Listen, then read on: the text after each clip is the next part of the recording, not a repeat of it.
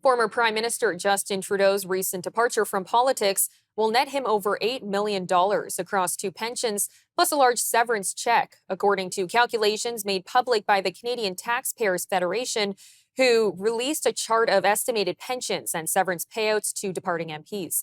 Their national director, Franco Terrazzano, joined us for more on the payout. Yeah, so the pensions are calculated in that, first of all, an MP has to serve for at least 6 years to be eligible for a pension. And the amounts of pensions depend on how long they served as a member of parliament, what their roles were, and what their pay were when they were in office. And then also the pension rules at the time when they were a member of parliament. And look, like you're looking at tens of thousands of dollars for each former member of parliament annually through their pension. In fact, it can go up to about $171,000 a year. There was one former member of parliament who's going to be getting a starting annual pension of $171,000 a year. And in fact, there are 13 former members of parliament who are walking away with a annual pension of more than $100,000. And like, look, this adds up fast for taxpayers, right? You're looking at a total bill of $5 million in annual pensions, totaling $187 million for those former MPs over their lifetime. Yeah, so Trudeau's is leaving office with two taxpayer-funded pensions. He gets his, regular member of parliament pension, and then he also gets a prime minister's pension on top of it. So the MP pension will start at about $141,000 a year for Trudeau, totaling $6.5 million to the age of 90.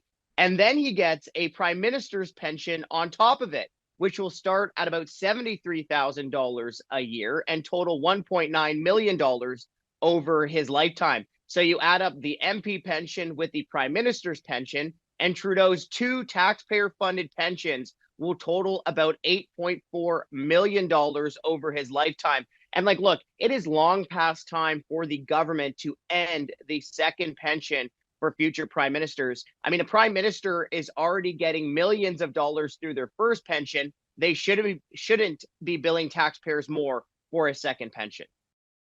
Critics would argue that generous pensions are an important aspect of having high-quality members of parliament and to discourage the incentive for corruption while in office. We asked Mr. Terrazzano to respond to that criticism.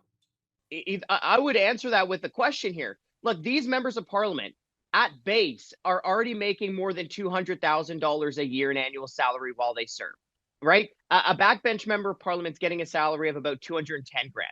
A minister's getting a salary of about $310,000. The prime minister's salary is just shy of $420,000 a year, and they're giving themselves pay raises every single year. So, here's the obvious question. Why can't these politicians who are making a salary north of 200 grand a year save for their own retirement rather than relying on a platinum taxpayer funded pension?